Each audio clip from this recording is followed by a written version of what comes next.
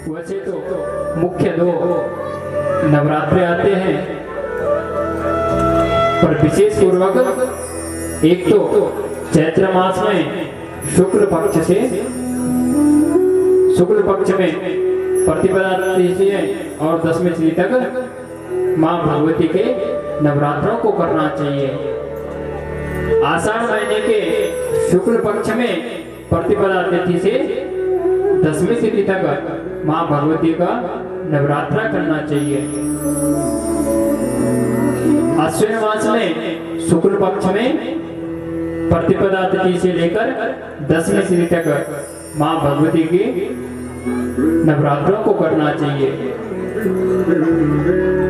माघ के महीने में शुक्ल पक्ष में प्रतिपदा तिथि से लेकर और दसवीं तिथि तक मां भगवती के नवरात्रों को करना चाहिए।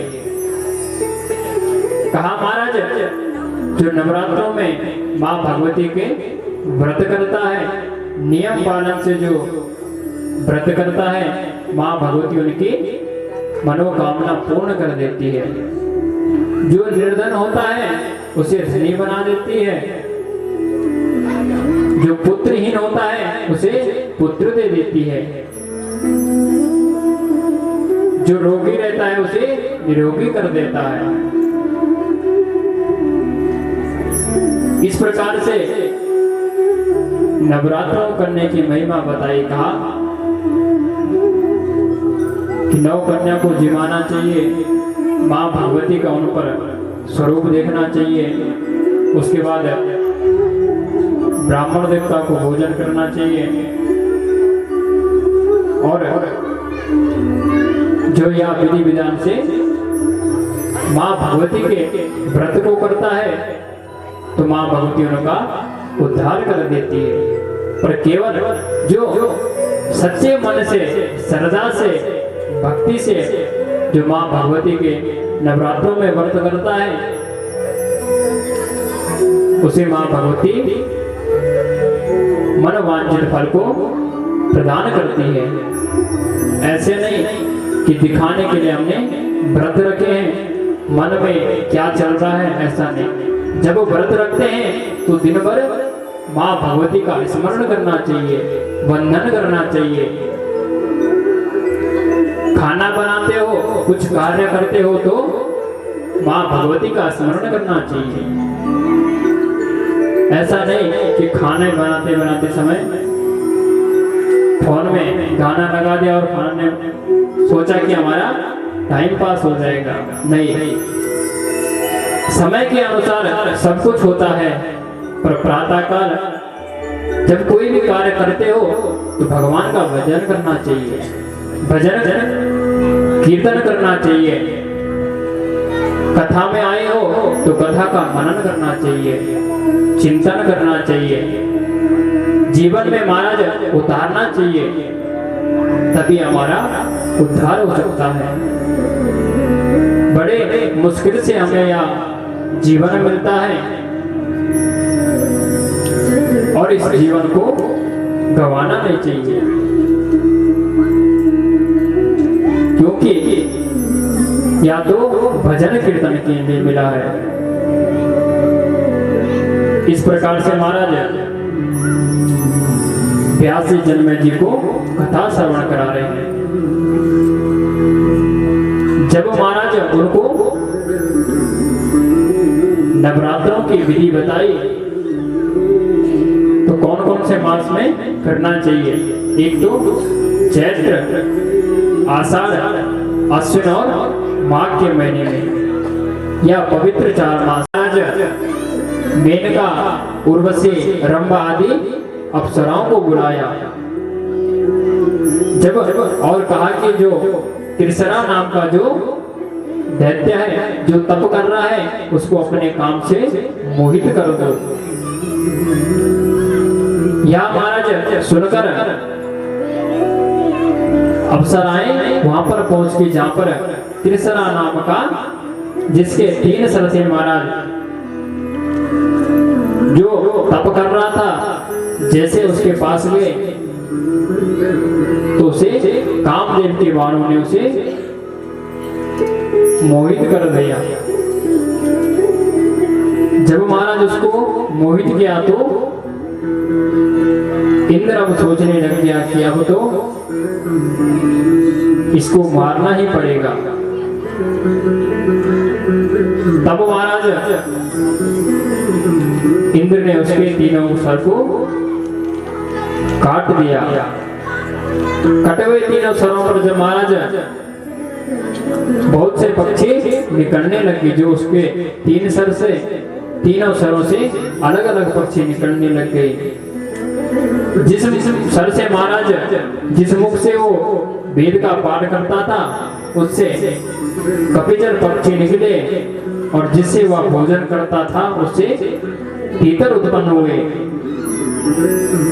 और जिससे वह सुरा का पान करता था, सोम रस का पान करता था, उससे गौरैया नाम की पक्षी उत्पन्न हुई। इन्हें देखकर महाराज इंद्र बड़े प्रसन्न हुए। कहा, महाराज ब्रह्म हत्या की चिंता न करते हुए मैं स्वर्ग को चले गए। इधर महाराज अपने पुत्र मर जाने पर त्वष्टा को बड़ा क्रोध आया।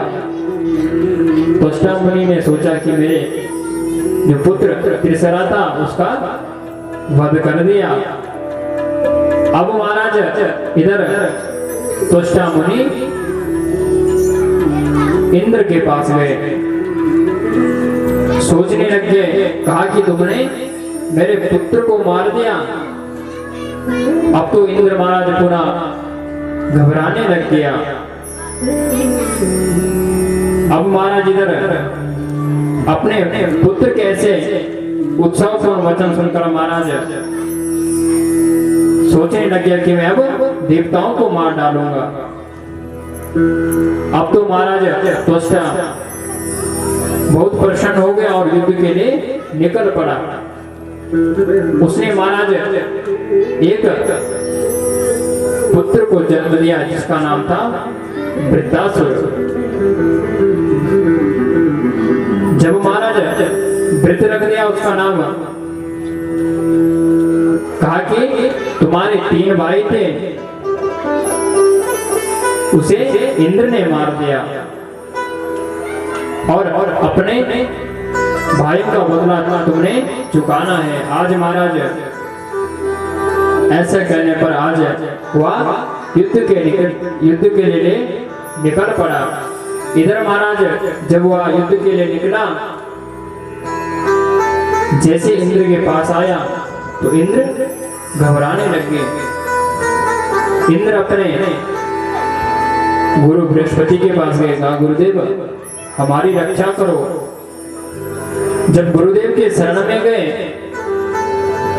तो कहने लगे कि गुरुदेव अब हमें इंद्र मार देगा।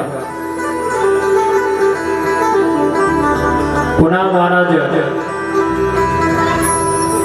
उनका युद्ध हुआ, और जब उनका युद्ध हुआ तो वृत्तासुर ने महाराज देवताओं को निगल लिया। अब तो महाराज पुनः परेशान हो गए, सोचने लगे कि अब क्या होगा। अब तो महाराज इधर उन्होंने मां भगवती का स्मरण किया, कहा कि अब मां भगवती हमारा उद्धार कर सकती है। मां भगवती का स्मरण करते करते मां भगवती प्रकट हो गई। गुरु जगदम्बा मैया की जय। और मां भगवती ने उनका उद्धार किया। बोले भक्तवत्सल भगवान की जय।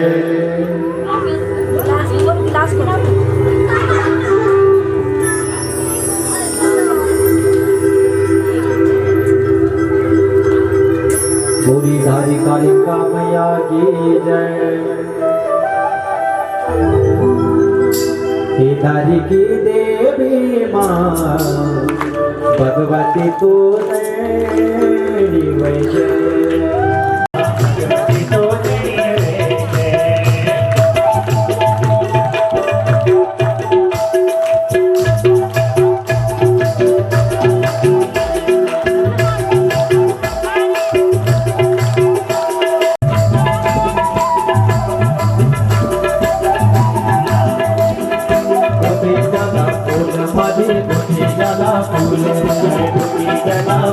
माझे बुद्धी जला बुद्धी जला फूल माझे बुद्धी जला फूल बुद्धि जला फूल माझे बुद्धि जला फूल तेरा चरणों की तेरी माँ हम से दूध तेरे चरणों की तेरी माता हमसे दूध बुद्धि जला फूल माझे बुद्धि जला फूल बुद्धि जला फूल माझे बुद्धि जला फूल तेरा चरणों की तेरी माँ हम से दूध तेरा चरणों की तेरी माँ हमसे डोले यो लोका सखी गडोले माँ यो लोका सखी गडोले माँ भगवती सोदरे रे यहो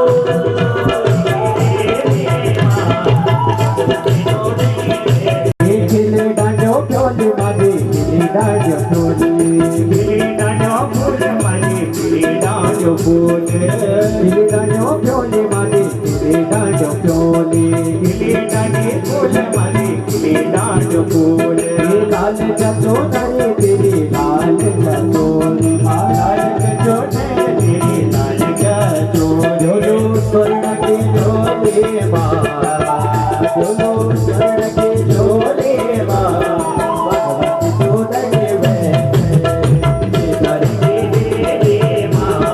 भगवती को तेरे रहो तेरे माँ भगवती सोदरे गाड़ी के तेरे माँ भगवती को तेरे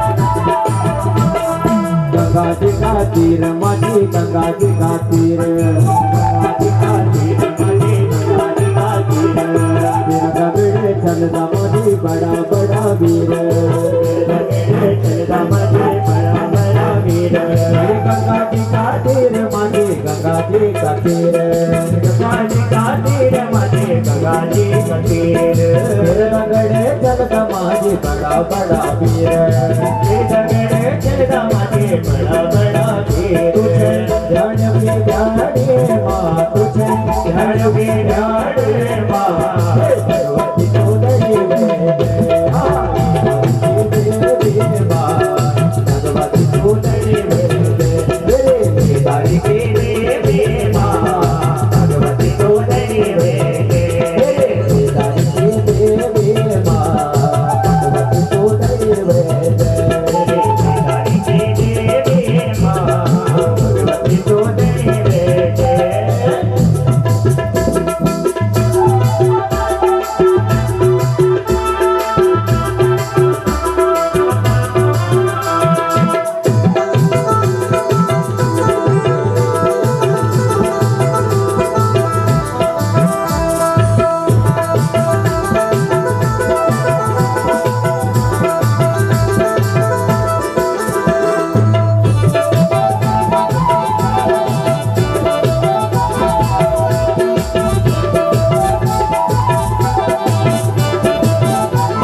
शीस तेरो काली मठे डरे तेरो बारे शीस तेरो काली मठ खड़े तेरो वरमां दिमाग दे के गंगा जी का छाल भगते भगते गंगा जी कबार शीस तेरो काली मठे डरे तेरो बारे शीस तेरो काली मठ खड़े तेरो वर दिमाग दे के गंगा जी का छाल भगते भगते गंगा जी का छाल जाने कुंज का सुपियो माँ जाने कुंज का सुपियो माँ भगवती सोदरी गाड़ी के देवी माँ भगवती को देवी गाड़ी के देवी माँ भगवती सोदरी गाड़ी के देवी माँ भगवती को देवी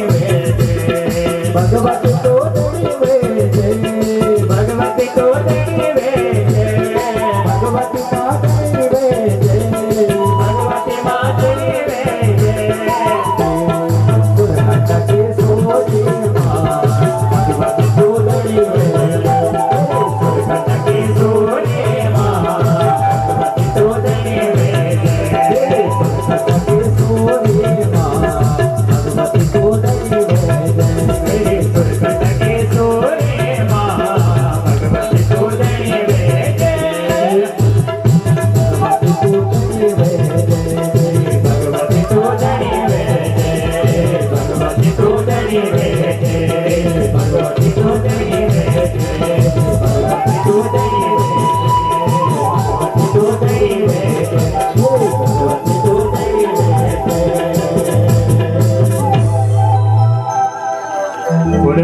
वत्सल भगवान की जय। पुनः महाराज जनमे जी ने प्रश्न किया कि गुरुदेव, पृथ्वी पर जब असुरों का भार बढ़ गया था और जब वो ब्रह्मा जी के शरण में गए तब उन्होंने अपना दुख सुनाया। कहा ब्रह्मा जी, ब्रह्मा और विष्णु जी के पास गए और उनसे भार उतारने की प्रार्थना करने लग गए। जब महाराज पृथ्वी को हिरण्याक्ष रसातल में ले गया तो भगवान ने वह रूप धारण किया। भगवान ने अपनी माता देवती को सांख्य उपदेश दिया था तो भगवान ने कपिल रूप में जन्म लिया था। ऋषभ देव के रूप में भगवान ने अवतार लिया था। तभी से जैन धर्म प्रारंभ हुआ था। उसके बाद महाराज कहते हैं कि भगवती के अंश से ही भगवान विष्णु को प्रदान मिला है और विष्णु के ही अंश से कृष्ण और भगवान बलराम ने पृथ्वी का भार उतारा था। कहते हैं महाराज, सतयुग में पैदा होते ही धर्म अर्थ से महाराज प्रेम करते थे और त्रेता युग में पैदा होते ही धर्म अर्थ और काम से संबंध रखने लग गए। जैसे महाराज द्वापर में अब केवल अर्थ का संबंध रहने लग गए और जैसे ही कलिकाल पैदा हुआ उसमें धर्म अर्थ नष्ट हो गए, केवल काम का ही ध्यान रखते हैं। सब महाराज अपने काम में ही व्यस्त रहते हैं। धर्म के अनुसार महाराज सत्य करते थे, मोक्ष की कामना करते थे। कहा महाराज जैसे कलिकाल आया तो केवल अपने कार्यों में लगे रहते हैं। इस प्रकार से व्यास जी जनमेजय जी को कथा श्रवण करा रहे हैं। पुनः महाराज जनमेजय जी ने व्यास जी से प्रश्न किया, महाराज आप मुझे पृथ्वी पर होने वाली पवित्र नदियां तथा तीर्थों के बारे में मुझे बताइए, जिसमें महाराज मनुष्य स्नान करके पवित्र हो जाता है, सारे पापों से नष्ट हो जाता है। कहते हैं महाराज अगर मनुष्य का मन साफ है तो उसे गंगा जी में स्नान करने की आवश्यकता नहीं है। मन साफ है तो तन साफ है और अगर मन ही साफ नहीं तो उस तन को साफ रख के क्या फायदा। मन हमारा साफ नहीं और तन को लेकर हम हरिद्वार पहुंच गए, बद्रीनाथ पहुंच गए, केदारनाथ पहुंच गए, मन में न जाने क्या क्या चल रहा और तन को खूब सजा धजा कर पहुंच गए। अगर महाराज हमारा मन साफ नहीं होगा तो तन का कोई फायदा नहीं। अगर मन साफ है तो तन रखने की आवश्यकता नहीं है। यहाँ से तो हम हरिद्वार ऋषिकेश स्नान करने चले जाते हैं, सोचते हैं जैसे गंगा जी में डुबकी लगाई, सोचा कि हमारा मन साफ हो गया। स्नान करके साफ नहीं होगा अगर खुद उसको साफ रखेंगे, क्योंकि महाराज आजकल लोग अपने दुखी से उतना परेशान नहीं जितने दूसरों के सुख से परेशान हैं। आजकल व्यक्ति दूसरे का सुख नहीं देख सकता, सोचता है कि अरे कल तक तो वो साइकिल पे घूमता था, आज उसने मोटरसाइकिल ले ली। यही तो कमी है महाराज। कभी किसी का बुरा मत करो, कभी किसी के बारे में बुरा मत सोचो। पहले तो किसी का साथ देना चाहिए, अगर साथ नहीं दे सकते तो उसे नीचे भी नहीं झुकाना चाहिए। हम सोचते हैं जैसे ही महाराज जो इस यज्ञ के आयोजक हैं श्रीमती रजनी देवी, इन्होंने सोचा कि मैंने इस यज्ञ को करना ही है। उन्होंने महाराज संकल्प लिया था, दृढ़ संकल्प लिया था कि मैंने कथा करनी है। तो आज वह संकल्प पूर्ण की ओर है महाराज। वह संकल्प उसी दिन पूरा हो गया था जिस दिन उनके मन में आया कि मैंने इस यज्ञ को करना है। जब उनके साथ महाराज उनके भाई बंधुओं ने, रिश्तेदारों ने, सबने जब साथ दिया तो यह सुंदर आयोजन प्रारंभ हुआ। और इस आयोजन को चलते चलते आज पंचम दिवस हो गया। बड़े सौभाग्यशाली है महाराज जी। तो कहते हैं महाराज अगर कोई किसी का साथ नहीं दे सकता तो उसका बुरा भी नहीं सोचना चाहिए। पहले तो उसका साथ दो, उसको मनोबल बढ़ाओ उसका कि हाँ तुम कर रहे हो तो हम तुम्हारे साथ हैं। अगर कोई ऐसा बोलता कि अरे तुम वहां पर कर तो रहे पर वहां पर कौन आएगा, कौन उस मंदिर में जिसने आज तक उस मंदिर को देखा नहीं। बहुत सारे लोग ऐसे भी होंगे महाराज आज जो कई वर्षों से यह मंदिर होगा पर आज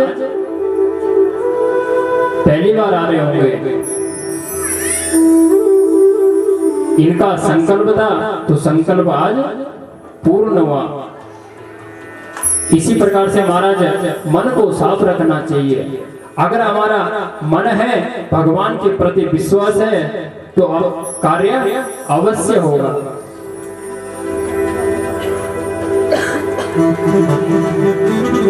इसी प्रकार से महाराज व्यास जी जनमेजय जी को कथा श्रवण करा रहे हैं। कहते हैं महाराज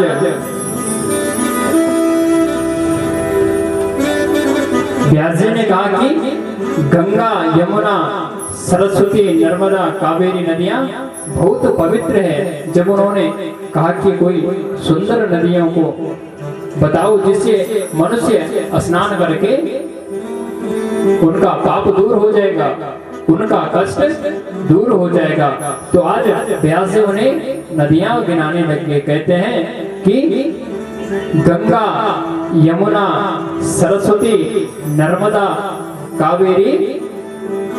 कहा कि महाराज बहुत सारी नदियां हैं जो पवित्र है, जो मनुष्यों के मन को, तन को पवित्र कर सकती है। पर मनुष्य स्वयं अंदर से भी मन को साफ रखना चाहिए। इस प्रकार से महाराज व्यास जी ने नदियों के नाम गिनाए। कहा कि हे राजन, जो इन नदियों में स्नान करता है उसका मन पवित्र हो जाता है। इस प्रकार से महाराज व्यास जी जनमेजय जी को कथा श्रवण करा रहे हैं। पुनः महाराज जनमे जी कहते हैं, फिर व्यास जी जनमे जी को कथा श्रवण कराते हैं। कहते हैं कि प्राचीन समय में एक त्रिशंकु नाम का एक राजा था, उसका पुत्र हरिश्चंद्र नाम का था। उसके घर में महाराज संतान नहीं थी, बड़ा परेशान था। सब कुछ घर में था पर संतान नहीं थी। तब महाराज उन्होंने वरुण भगवान को प्रसन्न किया। भगवान वरुण प्रसन्न होने पर कहा कि तुम नरमेध नाम का एक यज्ञ है, उसको तुम उस यज्ञ को करो और उस यज्ञ से तुम्हें पुत्र की प्राप्ति हो जाएगी। जब महाराज भगवान वरुण ने उनको यज्ञ के बारे में बताया तो त्रिशंकु ने महाराज उनका पुत्र हरिश्चंद्र था जो उन्होंने उस यज्ञ को किया। यज्ञ करते करते महाराज उनके यज्ञ करने के बाद कुछ समय बाद उनकी रानी के गर्भ में शिशु ठहर गया और कालांतर में उसने जन्म दे दिया। महाराज उस ब्राह्मण ने महाराज ब्राह्मणों को बुलाया, स्वस्ति वाचन कराया और सुंदर उसका जन्म संस्कार बनाया। तत्पश्चात व्यास जी कहते हैं कि जब उसका संकल्प पूर्ण हुआ तो अपने पुत्र का जब उसने यज्ञ किया था तो उन्होंने भगवान वरुण का उन्होंने धन्यवाद कहा और भगवान वरुण से उन्होंने स्तुति की और भगवान वरुण से उनका पुनः महाराज कहते हैं कि हरिश्चंद्र का पुत्र रोहित हुआ। हरिश्चंद्र महाराज वही है जो आज भी उन्हें सत्यवादी कहते हैं। एक हरिश्चंद्र ही ऐसे थे जो सत्यवादी थे। हम लोग कहते हैं कि हम सत्य बोलते हैं पर कोई सत्य नहीं बोल सकता है। एक हरिश्चंद्र राजा ऐसे थे महाराज जो सत्य बोलते थे, तभी उनका नाम आज विख्यात है। कोई बातों बातों पे कह देता है कि झूठ भी बोलना होगा और कोई बोलता है कि तू बड़ा सत्यवादी हरिश्चंद्र निकला। कोई बातों बातों पे कह देता कि जब बेटा बोलता कि अरे नहीं मैं तो सच कह रहा हूं, तो माता कहती कि अरे तू ही तो निकला सत्यवादी हरिश्चंद्र। तो वही सत्यवादी हरिश्चंद्र थे महाराज। इन्हीं के पुत्र रोहित थे। इस प्रकार से महाराज व्यास जी जनमे जी को कथा श्रवण करा रहे हैं। पुनः महाराज जनमे जी ने प्रश्न किया, हे गुरुदेव, वशिष्ठ तो ब्रह्मा के मानसिक पुत्र थे और उनका मैत्रावरुणी यह नाम क्यों पड़ा? जब वह वशिष्ठ के पुत्र ब्रह्मा थे तो उनका नाम मैत्रावरुणी नाम क्यों पड़ा? कहा महाराज इस प्रसंग को मैं आपसे विस्तार पूर्वक श्रवण करना चाहता हूँ। और मैंने यह भी सुना है कि निमि और वशिष्ठ ने एक दूसरे को श्राप दिया था। कहा गुरुदेव मुझे इस प्रसंग को आप विस्तार पूर्वक श्रवण कराइए। अब महाराज जैसे ही व्यास जी ने सुना तो व्यास जी कहते हैं उनका नाम क्यों पड़ा इसका कारण सुनिए। कहते हैं कि उनका जन्म मित्र वरुण के यहाँ हुआ था, इसलिए संसार में मैत्रावरुण के नाम से उसका नाम मैत्रावरुणी पड़ा और तभी से वह प्रसिद्ध हो गया। कहा महाराज यह संसार माया के तीन गुणों से महाराज युक्त था। अपने प्रजा का पालन किया करता था, धर्म पूर्वक प्रजा का पालन किया करता था। उसके मन में महाराज न तो काम, क्रोध, लोभ, मद, ईर्ष्या कुछ भी नहीं था।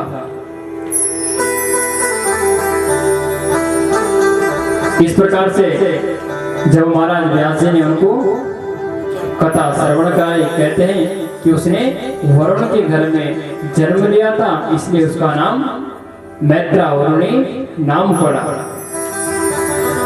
अब महाराज जनमे जी कहते हैं कि इक्ष्वाकु के वंश में निमि नाम का एक राजा हुआ। वो बड़े सत्यवादी धर्मात्मा थे, प्रजा का पालन करने वाले थे। और ब्राह्मणों के लिए महाराज उन्होंने जयंतपुर नाम का एक नगर बसाया था। एक बार उनके मन में आया कि हम राजसी बुद्धि उत्पन्न हुई। उनके मन में सोचा कि हम यज्ञ करते हैं, तो उन्होंने महाराज 5000 वर्ष तक एक सुंदर यज्ञ किया। यज्ञ पूर्ण होने के बाद महाराज उन्होंने यज्ञ में मां भगवती का आराधना किया, मां भगवती की स्तुति की, मां भगवती का उन्होंने ध्यान किया और मां भगवती ने अपना दर्शन दिखाया। जब महाराज मां भगवती ने उनको दर्शन दिया, कहा कि तुम्हारा यज्ञ पूर्ण हो।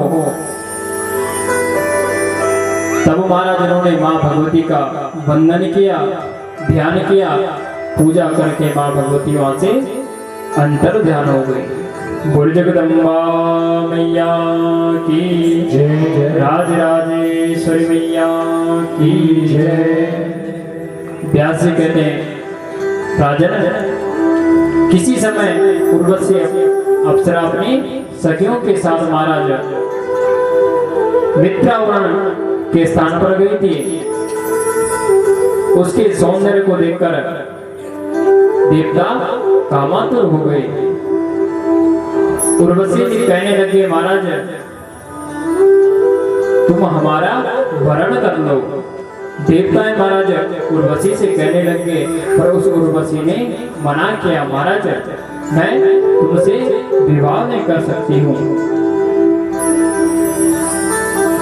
कहते हैं महाराज उस घट में 2 सुंदर मुनि रहते थे।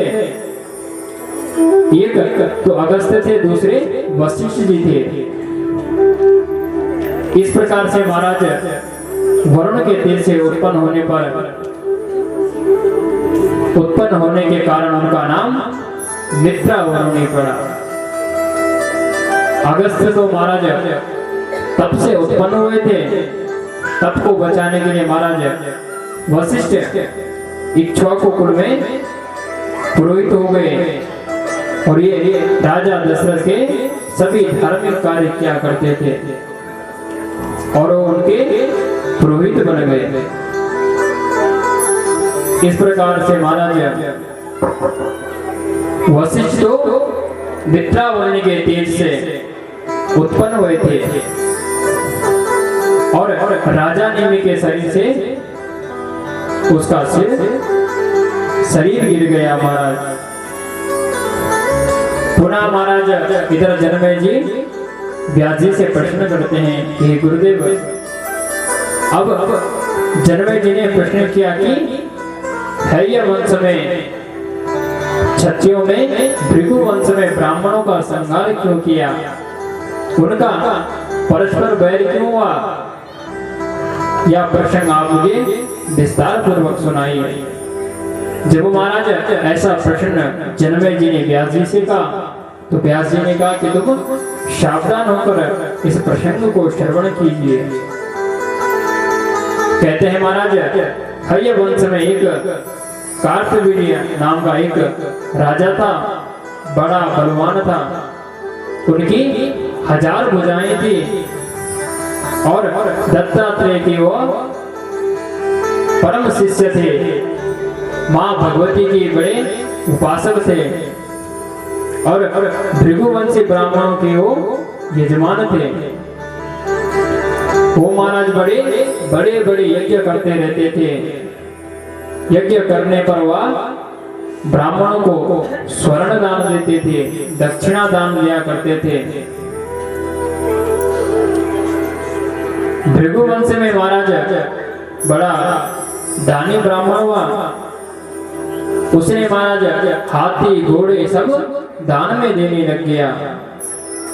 और जब महाराज उसने दान देता गया तो उसकी स्त्री ने उसको हाथ पकड़ा कि कितना दान करोगे, अब कुछ अपने लिए भी बचा दीजिए। कहते हैं महाराज जितना दान करोगे उतना तुम्हें फल प्राप्त होगा। ये नहीं कि स्वयं लेते रहो और दूसरे को दान मत करो। जितना कमाते हो महाराज उसका दशांश कुछ सत्कर्म में उसका दान करना चाहिए। इस प्रकार से महाराज जब ऋषि दान दे रहा था तो उनकी स्त्री ने पकड़ लिया, कहा कि अरे अब रुक जाओ। अगर स्त्री दान देती है तो पति को रोकना नहीं चाहिए, और अगर पति दान करता है तो स्त्री को रोकना नहीं चाहिए। ऐसा नहीं कि घर में कोई साधु संत आए, जैसे देखा कि साधु संत आ रहे हैं वैसे ही दरवाजा लगाकर अंदर बैठ गए। ऐसा नहीं, किसी रूप में भी कोई संत आ सकता है। इसलिए जब आते हैं तो उनका सम्मान करना चाहिए। भगवान महाराज किसी रूप में भी आ सकते हैं। भगवान तो सर्वत्र व्याप्त है, हर जगह भगवान है। तुलसीदास जी भी वर्णन करते हैं, हरि व्यापक सर्वत्र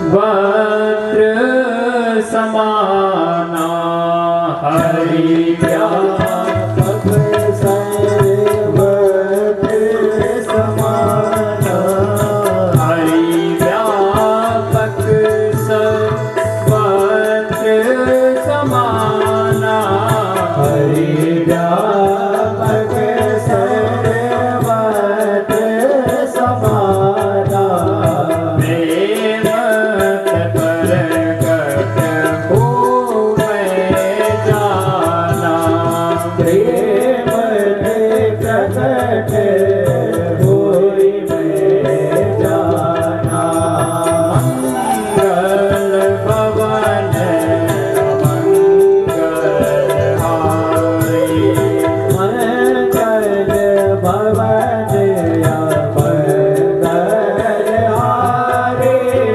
अब हो सुदशरथ अजर बिहारी, जब हो सुदशरथ अजर, हरि व्यापक सर्वत्र समाना, हरि व्यापक सर्वत्र समाना, हरि व्यापक सर्वत्र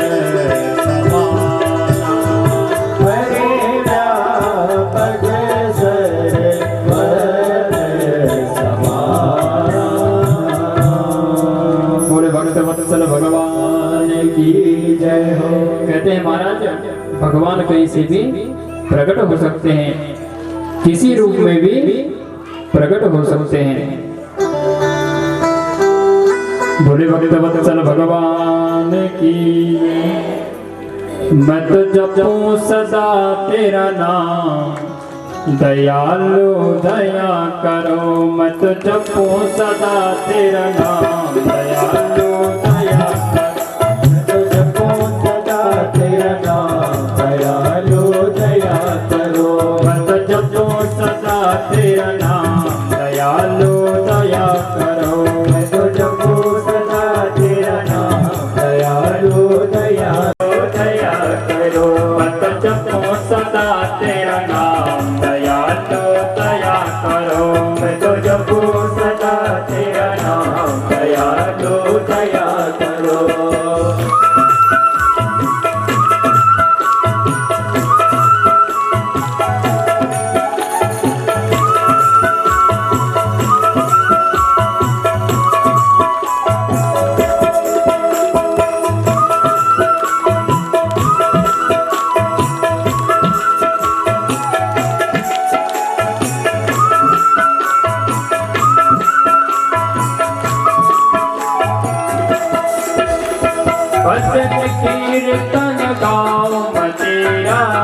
भजन कीर्तन गाऊं मैं तेरा, नित उठ नाम जाऊं मैं तेरा, नित उठ नाम जाऊं मैं तेरा, भजन कीर्तन गाऊं मैं तेरा, भजन कीर्तन गाऊं मैं तेरा, नित उठ नाम जाऊं मैं तेरा, नित उठ नाम जाऊं मैं तेरा। कृष्ण कृष्ण श्री राम दयालो दया करो, कृष्ण कृष्ण भगवान दयालो दया करो, मत जपो सदा तेरा नाम दयालो दया करो, मैं तो जपो सदा तेरा नाम दयालो दया करो।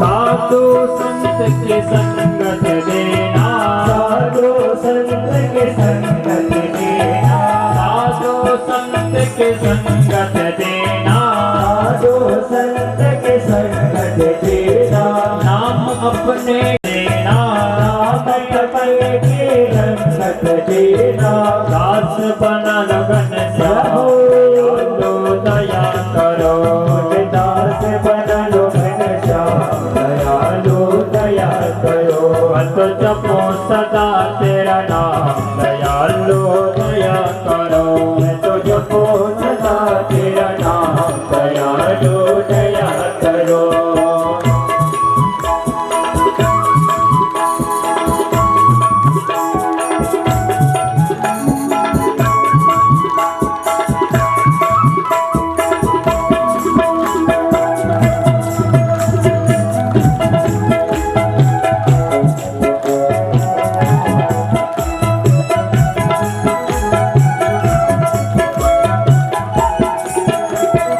मेरे मन की ज्योत जगा दो, मेरे मन की ज्योत जगा दो, मेरे मन की ज्योत जगा दो, मेरे मन की ज्योत जगा दो, मुझको अपना रूप दिखा दो, मुझको अपना रूप करा लो, मुझको अपना दर्शन दिखाओ, मुझको अपना दर्श दिखाओ, मौका तो नित्य दान दयालो दया करो, दयालो दया करो, मत जपो सदा तेरा नाम दयालो दया करो, मत जपो सदा तेरा नाम दयालो दया करो, मत जपो सदा तेरा नाम दयालो दया करो, मत जपो सदा तेरा नाम दयालो दया करो, तेरा नाम दयालो दया करो, मत जपो सदा तेरा नाम दयालो दया करो। बोले भक्तवत्सल भगवान की, राजा रामचंद्र भगवान की, सुरकन्या सुरी मैया की, नरसिंह भगवान की जय, श्रीमद्देवी भागवत महापुराण की जय। व्यास जी कहते हैं, राजन पुनः महाराज जन्मे जी ने प्रश्न किया, गुरुदेव क्षत्रियों ने जो दान, व्यास जी कहते हैं, राजन कथा पापों को नाश करने वाली है, चाहे उसमें 18 पुराणों में कोई सी भी पुराण हो, उसका श्रवण करने से पाप नष्ट हो जाते हैं। कहा महाराज जो भी पुराण है सब पापों को नष्ट करने वाली है। इसे सुनकर मानव की मोक्ष की प्राप्ति हो जाती है। कहते हैं महाराज, किसी समय परम तेजस्वी रेवत नाम के सूर्य पुत्र उच्चे सर्वा नामक अश्व पर आरूढ़ होकर महाराज वैकुंठ लोक की तरफ गया। तभी महाराज लक्ष्मी की दृष्टि घोड़े के सवार पर रेवत पर पड़ी और लक्ष्मी जी समुद्र में प्रकट हुई। जैसे महाराज समुद्र में प्रकट हुई तो उच्चे सर्वा था जो महाराज, वो भी समुद्र से निकला था। एक प्रकार से यह लक्ष्मी का भाई भी था। उस घोड़े को देखकर महाराज लक्ष्मी को बड़ा आश्चर्य हुआ। कहा महाराज,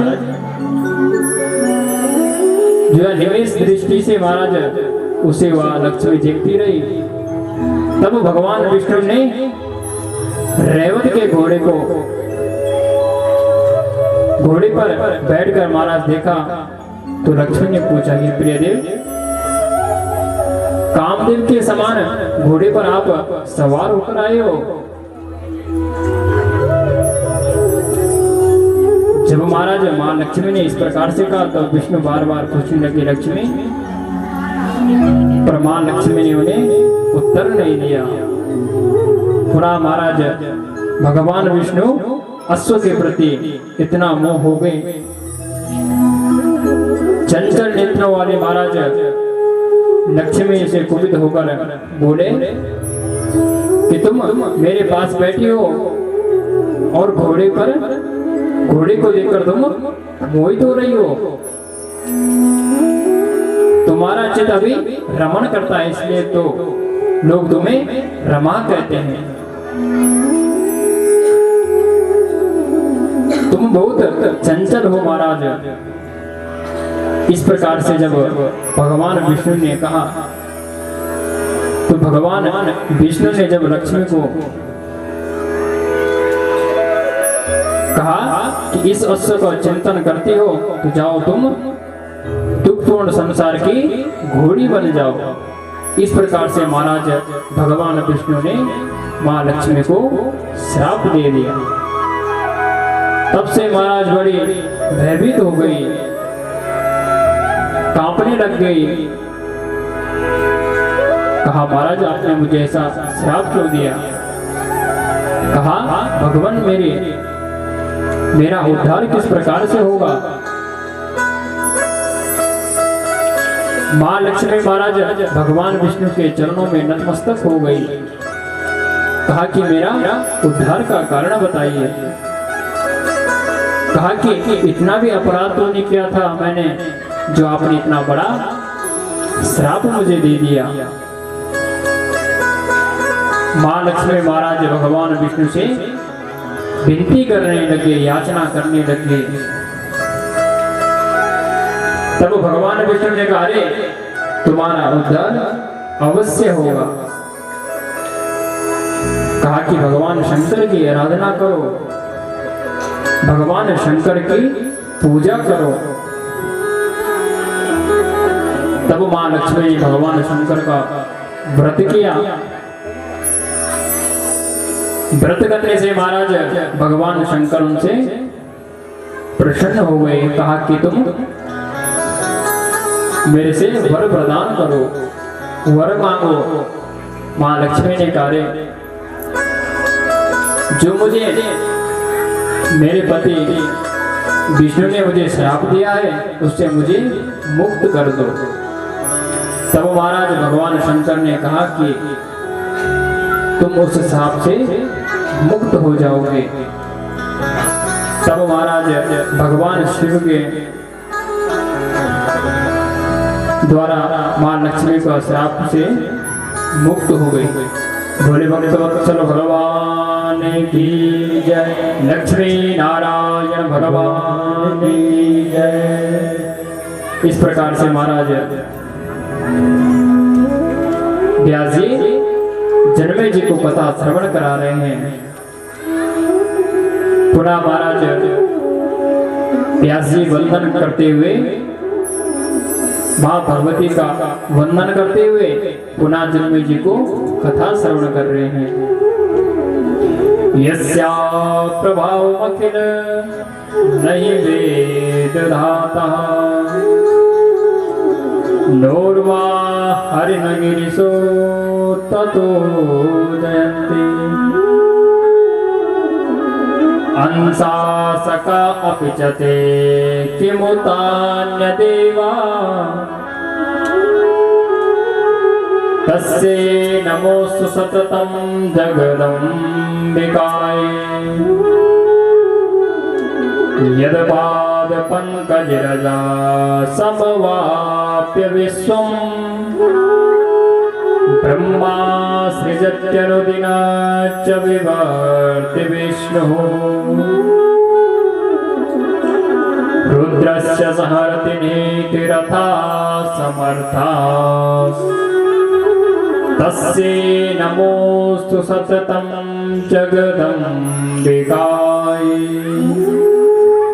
इस प्रकार से महाराज व्यास जी मां भगवती का ध्यान करते हुए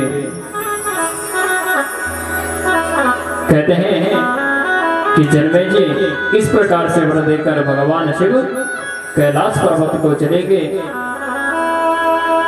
वहां से उन्होंने महाराज चित्ररूप नामक के गण को वैकुंठ में भेजा। कहा कि चित्ररूप तुम वैकुंठ में चले जाओ और विष्णु को मेरी ओर से यह बात कह दो कि आप अपनी दुखी पत्नी को फिर से अपना दीजिए। आज महाराज जब चित्ररूप नामक गण भगवान शंकर ने भेजा, भगवान विष्णु के पास विष्णु लोक में पहुंचे। भगवान विष्णु से उन्होंने प्रणाम किया तो भगवान विष्णु ने पूछा, रे तुम्हारा आना कैसे हुआ? सोचा कि अवश्य शंकर भगवान ने भेजा होगा। कहा गुरुदेव मुझे भगवान शंकर ने भेजा और उन्होंने कहा कि तुम अपनी पत्नी को पुनः अपना लीजिए। इस प्रकार से महाराज जब उस दूत ने भगवान विष्णु से याचना की तो भगवान विष्णु ने पुनः महाराज उस स्त्री को मां लक्ष्मी को अपनी अर्धांगिनी बना दी और भगवान विष्णु उनके साथ रहने लगे। बोले शंकर भगवान